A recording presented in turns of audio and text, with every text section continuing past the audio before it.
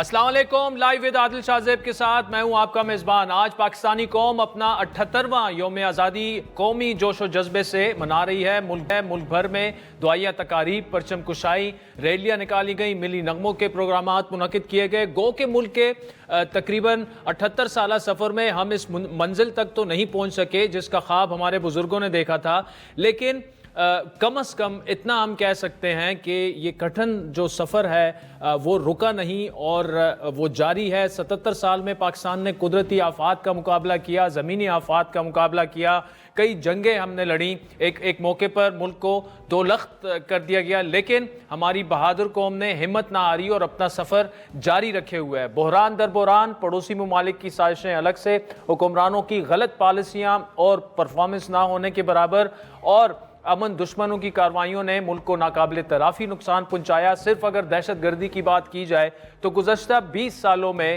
ہم 80 سے 90 ہزار جو ہیں اپنے مائیں بھی ان میں ہیں، بچے بھی ہیں، جوان بھی ہیں، فوج کے لوگ بھی ہیں، پولیس کے لوگ بھی ہیں، رینجرز کے لوگ بھی ہیں، وہ ہم کھو چکے ہیں۔ اس ملک پر وہ نچھاور ہو چکے ہیں۔ جس نے آزادی کی مناسبت سے کاکول اکیڈمی میں جو تقریب منعقد ہوئی اس میں army chief general Asim Munir نے بڑی ایک اہم بات کی۔ کیا انہوں نے کہا؟ ریاست مخالف بیرونی طاقتوں کی سرپرستی میں ڈیجیٹل دہشت گردی کی مضمون کوشش کی جا رہی ہے، جس کا مقصد جھوٹی خبروں اور پروپیگنڈے کے ذریعے قوم میں نفاق اور مایوسی پھیلانا ہے۔ پاکستانی قوم کو 78ویں یوم آزادی کے موقع پر کھیل کے میدان میں بھی ایک ایسا تحفہ ملا کہ ابھی تک کم لوگوں کو یقین آ رہا ہے کہ پاکستان پہلا اپنا انڈیویجول میڈل جو ہے گولڈ میڈل اولمپکس میں وہ جیت چکا ہے۔ نوجوان کھلاڑی ارشد ندیم نے پیرس اولمپکس میں جیولن تھرو کے مقابلے میں نیا اولمپک ریکارڈ قائم کرتے ہوئے نہ صرف طلائی تمغہ حاصل کیا بلکہ پاکستان کے لیے 32 سال بعد اولمپکس میں کوئی بھی میڈل جیتا، جبکہ 4 دہائیوں بعد گولڈ میڈل حاصل کیا، اور پاکستان کی 78 سالہ تاریخ میں انفرادی مقابلوں میں پہلا طلائی تمغہ حاصل کیا، جس نے پوری دنیا میں پاکستانی قوم کا سر فخر سے بلند کر دیا۔ بات کریں گزشتہ چند سالوں کی تو ملکی معاشی حالات جو ہیں وہ آپ کے سامنے ہیں۔ مہنگائی نے عوام کا جینا دوبر کر دیا ہے، بجلی اور گیس کی بڑھتی ہوئی قیمتوں نے غریب عوام کی کمر توڑ کر رکھ دی ہے، لیکن حالیہ چند ماہ سے ہمیں معیشت میں کچھ بہتری کے آثار نظر آ رہے ہیں۔ کسی بھی معیشت میں ٹیک آف کرنے کے لیے پہلے ٹھہراؤ اور مستقل مزاجی لانا ضروری ہے۔ وزیر اعظم شہباز شریف اور ان کی اقتصادی ٹیم کئی ماہ سے ایک نئے اقتصادی پر کام کر رہے ہیں جس سے حتمی شکل دے دی گئی ہے، جس کا ذکر آج وزیر اعظم پاکستان نے یوم آزادی کے موقع پر بھی کیا۔ بجلی کے بلوں میں کمی کے بغیر پاکستان کی صنعت ترقی نہیں کر سکتی، گھریلو صارفین ان کو تسکین نہیں مل سکتی۔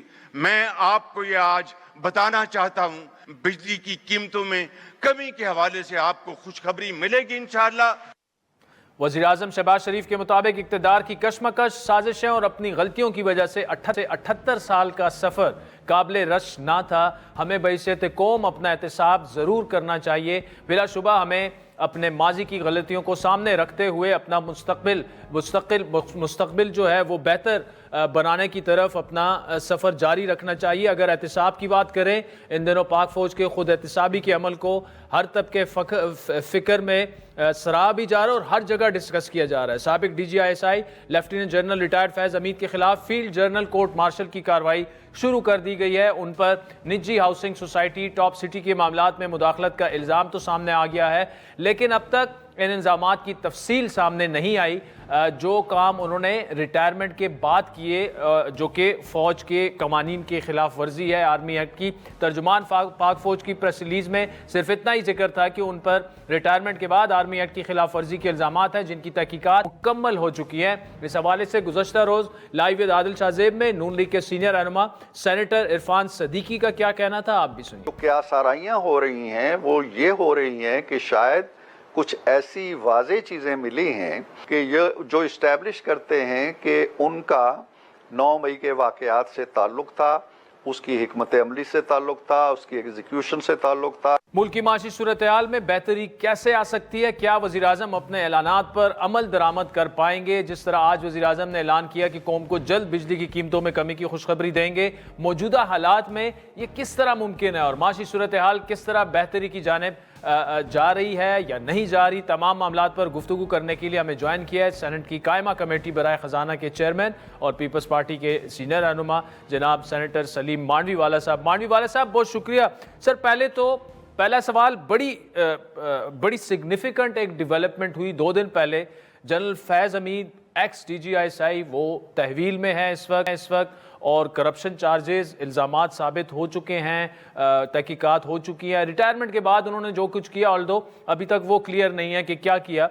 सर, कितनी अहम डेवलपमेंट है और इसकी इम्प्लीकेशंस क्या हो सकती हैं पाकिस्तानी सियासत पर खुसूसन? मैं ये कह रहा हूँ कि देखें, he is not the first general who is being court marshalled. There are many और भी जनरल्स हमने देखे हैं कोर्ट मार्शल होते हुए, ब्रिगेडियर्स देखे हैं, कर्नल्स देखे हैं।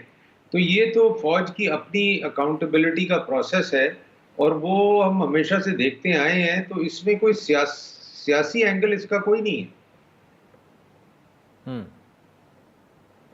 नहीं मानवी वाले साहब, वो तो आपकी बात ठीक है। इससे पहले असद दुरानी साहब जो कि एक्स DGI थे, उनकी भी मराहत वापस ली गई, सज़ा उनको भी मिली, लेकिन उन्होंने तो एक इंडिया एजेंसी रॉ के उनके साथ दुलत साहब के साथ को ऑथर की थी एक बुक।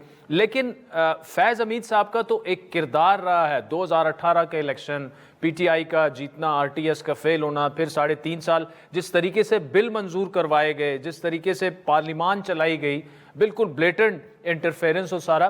तो उस कॉन्टेक्स्ट में तो फैज़ हमीद साहब जो हैं वो थोड़े से फिर डिफरेंट हो जाते हैं बाकी जिन लोगों को सजाएं मिली हैं।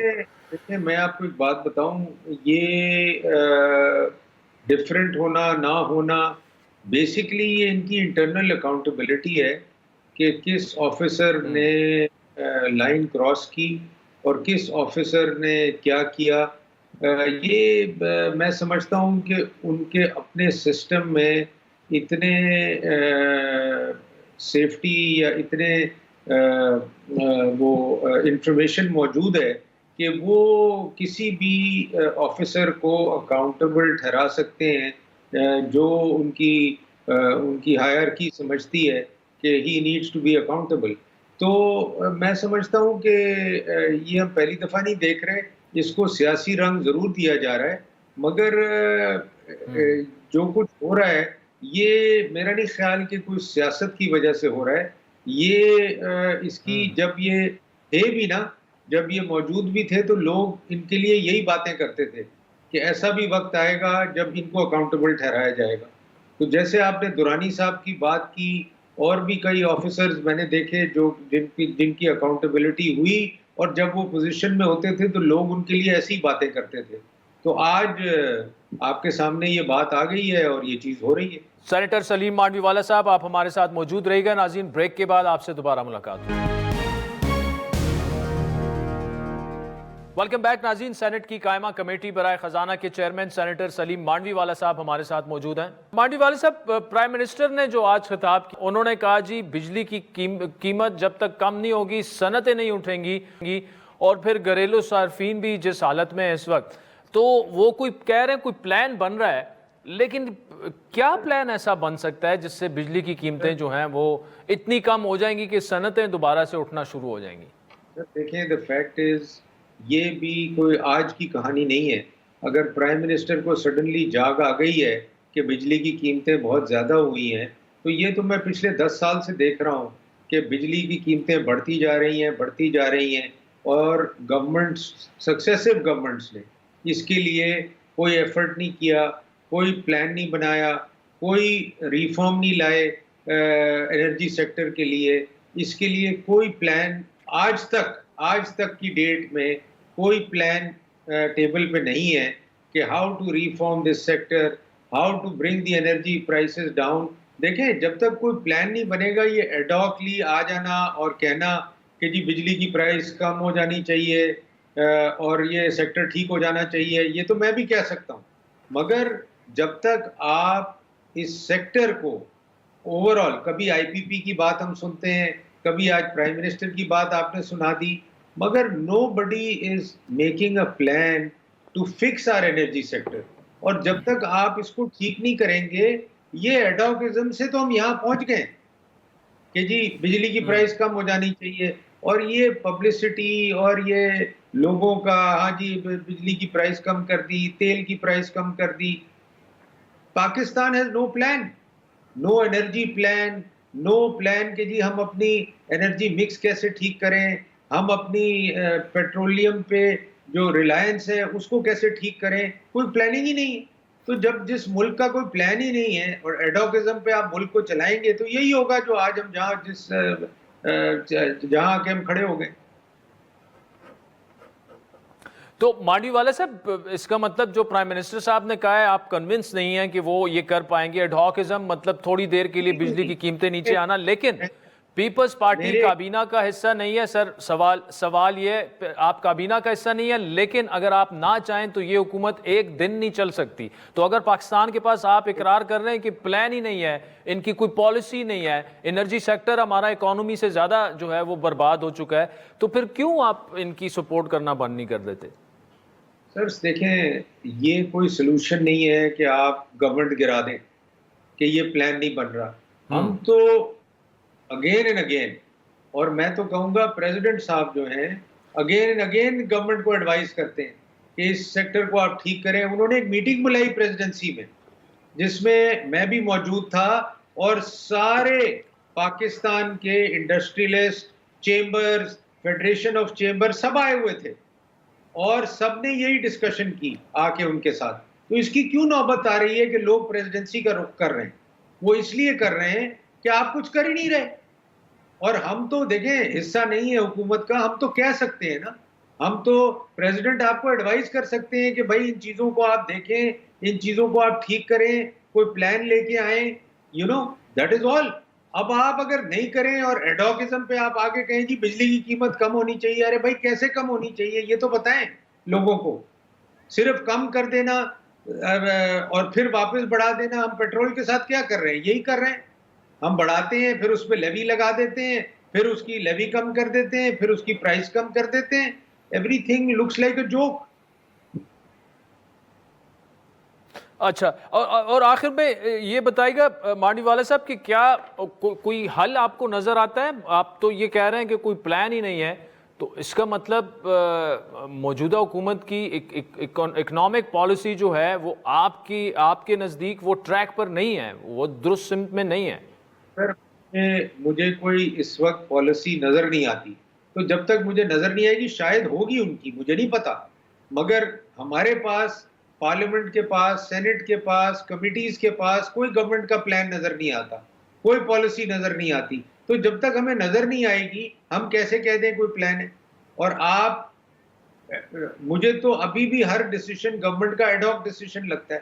اچھا یہ پرابلم آ گئی تو یہ کر لیں, یہ پرابلم آ گئی تو یہ, ارے بھائی اس طرح تو اسی وجہ سے تو آج ہم سیلیبریٹ کر رہے ہیں انڈیپینڈنس. ہم کیا سیلیبریٹ کر رہے ہیں؟ What have we given to the people of Pakistan? مجھے تو دکھ ہوتا ہے, مجھے تو افسوس ہوتا ہے کہ رہ کے, اور میں کسی کے کچھ دوستوں کے ساتھ بیٹھا تھا اور میں کہہ رہا تھا کہ مجھے تو افسوس ہوتا ہے کہ مجھے 12 سال ہو گئے گورنمنٹ میں اور اپوزیشن میں اور کولیشن میں. We have given nothing to this country as yet that I can feel proud of. تو ہم پتہ نہیں کس چیز کی, what are we feeling proud of today. تو sorry, collectively we have not done anything much for this country. وہ ملک دیکھیں جو ہم سے کتنا پیچھے تھے, آج وہ کہاں پہنچ گئے, وہ کہاں گئے؟ ملیشیا کہاں پہنچ گیا, ویتنام کہاں پہنچ گیا, انڈونیشیا کہاں پہنچ گیا. یہ ملک کہیں نہیں تھے ہمارے مقابلے میں, یہ ہمارے پاس آتے تھے. کوریا, ساؤتھ کوریا کہاں پہنچ گیا. تو یہ بس ایک ہم خوش فہمی کا شکار ہیں.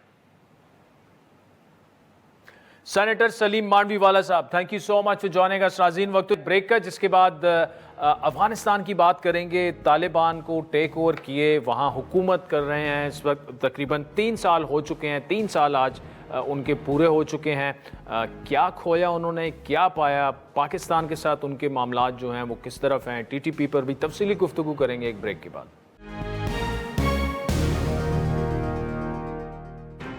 तालिबान सूबे का गवर्नर हाउस है, हामिद करजई इंटरनेशनल एयरपोर्ट है, वो दिखाने की कोशिश कर रहे हैं।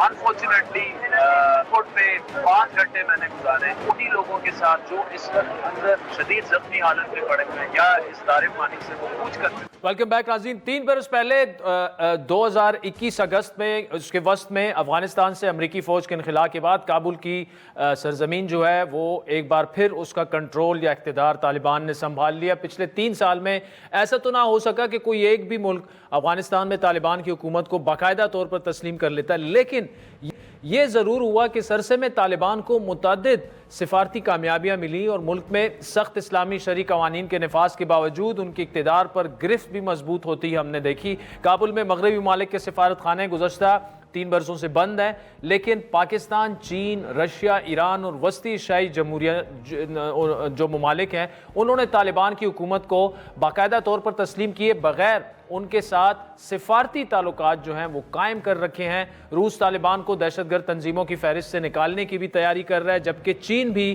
काबुल में अपना सफ़ीर मुकर्रर कर चुका है। जिस एक पेशरफ्त को तालिबान हुकूमत की जानिब से बड़ी सिफारती कामयाबी करार दिया जा सकता है, वो काबुल हुकूमत की पहली मरतबा अक़वाम मुत्तहिदा की मेज़बानी में होने वाले मुज़ाकरात में शिरकत थी। लेकिन अफ़गान तालिबान की मुसलसल कोशिश ये है कि अक़वाम मुत्तहिदा में अफ़गानिस्तान की नशिस्त मौजूदा तालिबान हुकूमत के हवाले कर दी जाए। इसके लिए तालिबान इलाकाई सतह पर भी, रीजनल सतह पर भी अपने राब्ते बेहतर बनाने की कोशिश कर रहे हैं। आज अफगानिस्तान में तालिबान के इक़्तिदार के 3 साल मुकम्मल होने पर जो सरकारी तकरीब मुनक्किद हुई उसमें चीन और ईरान के सिफारतकारों ने भी शिरकत की, जिसे एक बड़ी कामयाबी करार दिया जा सकता है अफगान तालिबान की। इन सिफारती ताल्लुकात के बावजूद अफगानिस्तान और पाकिस्तान के जो ताल्लुकात हैं उनमें खलीज आई है, उनमें सदमहरी बढ़ती है और अभी तो तकरीबन पॉइंट ऑफ नो रिटर्न पे है, कोई निगोशिएशंस नहीं हो रही, कोई राब्ते नहीं है। इसकी एक बुनियादी वजह खित्ते और पाकिस्तान में सिक्योरिटी की सूरत हाल है।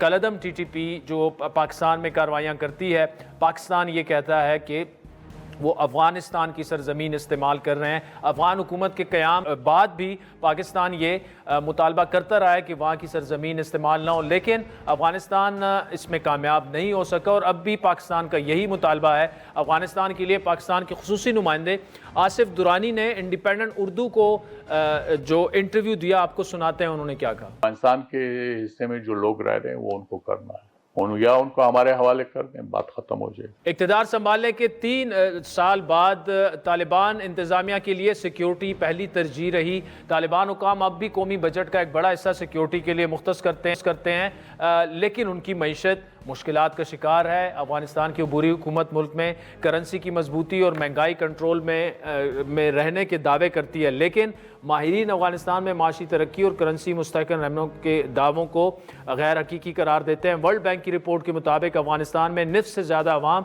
गुर्बत की लकीर से नीचे ज़िंदगी गुजारने पर मजबूर हैं। अफगानिस्तान में बेरोज़गारी संगीन हद तक बढ़ चुकी है, बरामदाद में कमी हो रही है, दरामदाद में इजाफे के बायस $3.5 बिलियन का उनका तिजारती खसारा है और इकनॉमिक मॉनिटर रिपोर्ट के मुताबिक अफगान करेंसी में दीगर ममालिक की करेंसी के मुकाबले में नुमायां कमी वाक़या हुई। जहाँ तालिबान की अबूरी हुकूमत को माशी चैलेंजेस का सामना है, वहीं इनकी हुकूमत पर सबसे ज़्यादा तनकीद ख़वातीन के हुकूक सल्ब करने पर भी हो रही है और चंद बड़ी वजूहात में से एक ये भी है कि उन्होंने ख़वातीन और बच्चियों की तालीम पर पाबंदी लगा रखी है। ख़वातीन को काम करने से भी रोकने की कोशिशें की जाती हैं, उनके बुनियादी हुकूक भी जगह जगह नफ़ी की जाती है।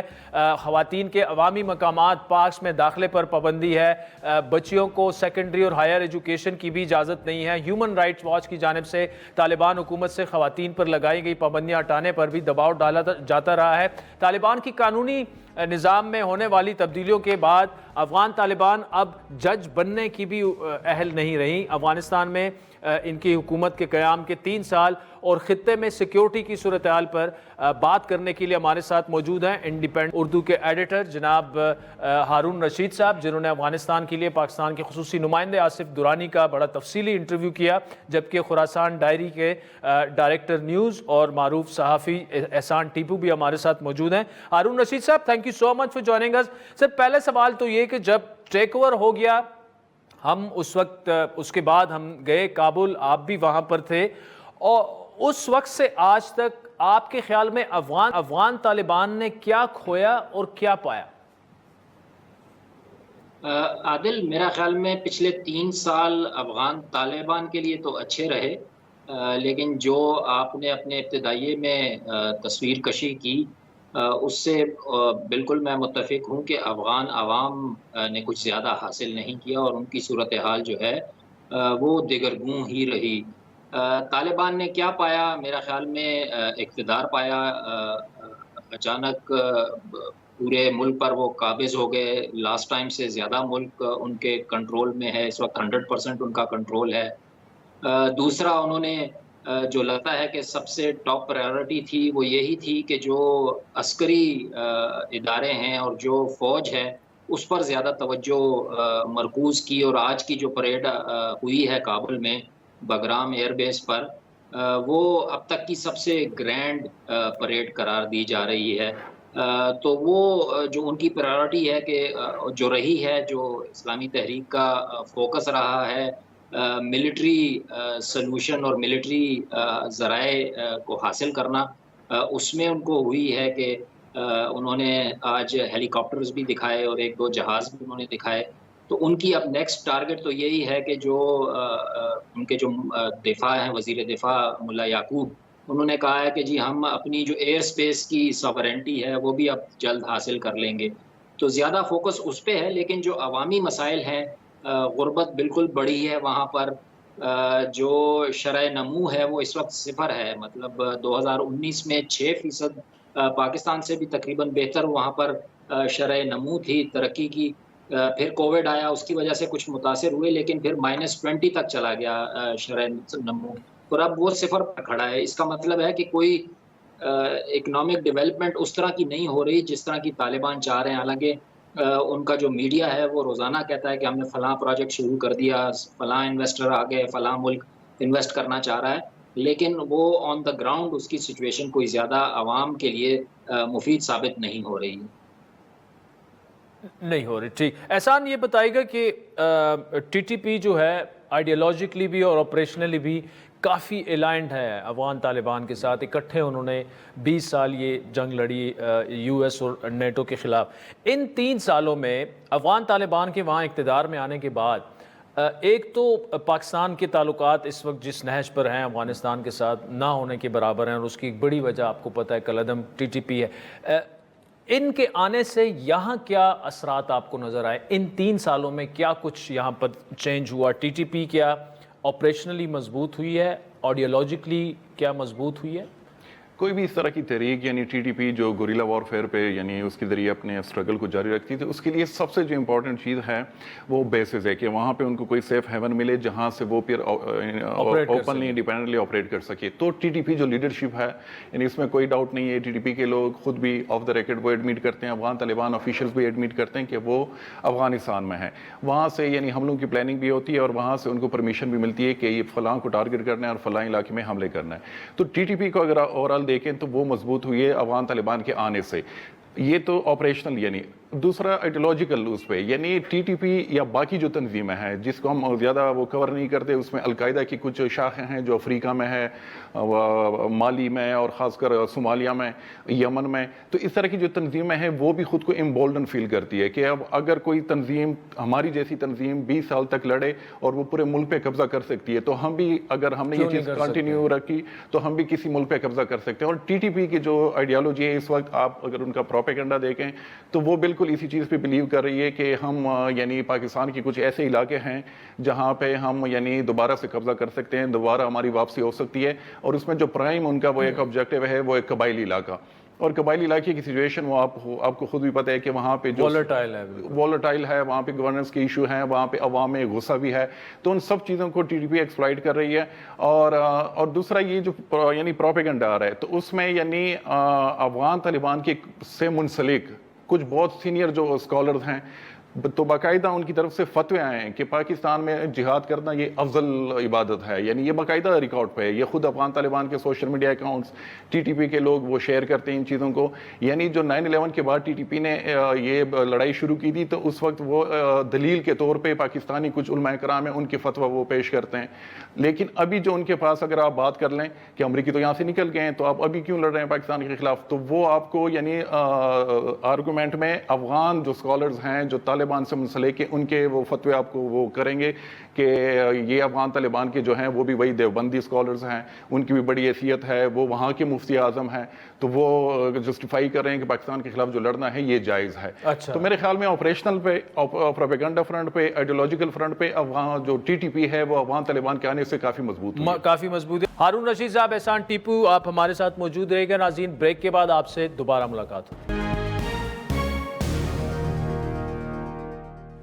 ویلکم بیک ناظرین. احسان ٹیپو اور ہارون رشید صاحب ہمارے ساتھ موجود ہیں اور بات ہو رہی ہے طالبان کے 3 سالہ دور اقتدار کی. ہارون رشید صاحب، آج آپ نے درانی صاحب کا انٹرویو کیا بڑا تفصیلی. ایک تو اس سے کرکس آپ کا کیا ہے کہ اس وقت پاکستان کی سٹینڈنگ کیا ہے ویز مطلب کہ ٹی ٹی پی کے ساتھ کس طرح ڈیل کرنا ہے، افغان طالبان کے ساتھ کس طرح ڈیل کرنا ہے، اور کیا مذاکرات کرنے ہیں یا نہیں؟ مطلب پبلکلی تو بڑا کھل کے آرمی چیف بھی بار بار کہہ چکے ہیں کہ کوئی مذاکرات جو ہیں، بلکہ انہوں نے تو اب خارجی کا نام دینا شروع کر دیا ہے ٹی ٹی پی کو، باقاعدہ پریس ریلیز جاری ہوئی. جی ہارون صاحب. جی عادل صاحب، میرا خیال میں آصف درانی صاحب جو ہیں وہ ایک سفارتکار ہیں، منجھے ہوئے سینئر آدمی ہیں، ایکسپیرینسڈ ہیں، افغانستان کافی انہوں نے اندر سے اور باہر سے دیکھا ہوا ہے. تو میں نے بہت کوشش کی کہ کچھ پاکستان کی مایوسی افغان طالبان کی طرف سے جو کوآپریٹ نہیں کر رہے ٹی ٹی پی پہ وہ ان سے نکلوا سکوں، لیکن انہوں نے اس طرح کا کوئی اشارہ یا بات کرنے سے انکار کیا، جو کہ ایک ڈپلومیٹ کے لیے ٹھیک ہے. لیکن اگر آپ پاکستان کی عسکری قیادت اور ادھر سے جو بیانات آتے ہیں اس سے تو لگتا ہے کہ کافی کشیدگی ہے، اور ٹی ٹی پی پہ جو ڈیڈ لاک ہے وہ برقرار ہے. لیکن آصف درانی صاحب کا یہ بھی کہنا تھا کہ جو اس طرح کے مسائل ہیں وہ چند دنوں یا مہینوں میں حل نہیں ہوتے، وقت لگتا ہے.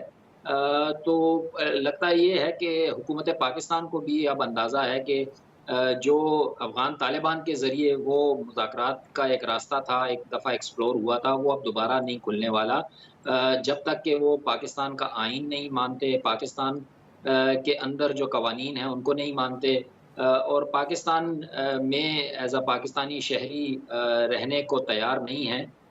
تو ان کے لیے پھر یہاں پر کوئی جگہ نہیں ہے اور ان کے خلاف کارروائی ہی ہوگی جو آپریشن عزم استحکام کے ذریعے اس وقت جاری ہے.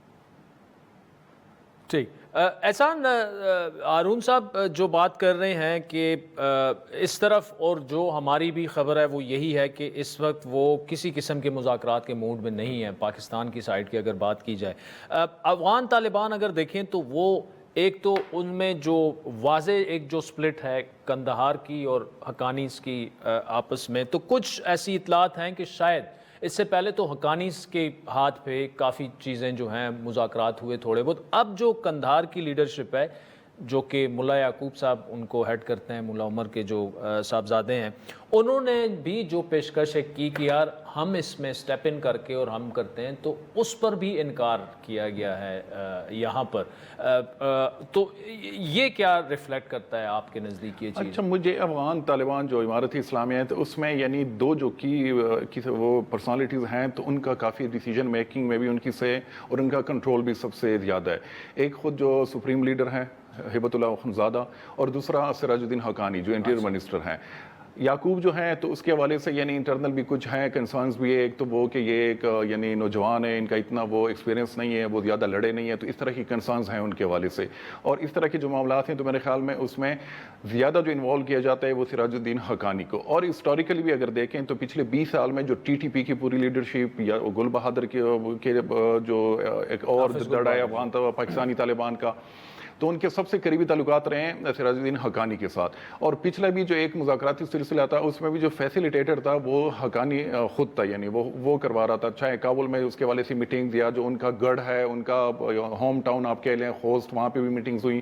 تو میرے خیال میں کہ حقانیوں کو اگر ان کیس مذاکرات کی طرف دوبارہ چیزیں جاتی ہیں تو میری بھی یہ انفارمیشن ہے کہ کوئی مذاکرات میں پاکستانی ریاست انٹرسٹڈ نہیں ہے, لیکن اگر جاتی ہیں تو وہ میرے خیال میں وہ افغان طالبان کی طرف سے جو پرسنالٹی یا شخصیت سامنے وہ یہ لوگ انوالو, وہ یہ حقانی ہوگا. ٹھیک. احسان Tipu, Haroon Rashid sahab, thank you so much for joining us. ناظرین آج کے پروگرام پر ضرور دیجیے گا, ہمارا ٹویٹر ہینڈل ہے @عادل شاہ زیب. اجازت دیجیے, خدا حافظ.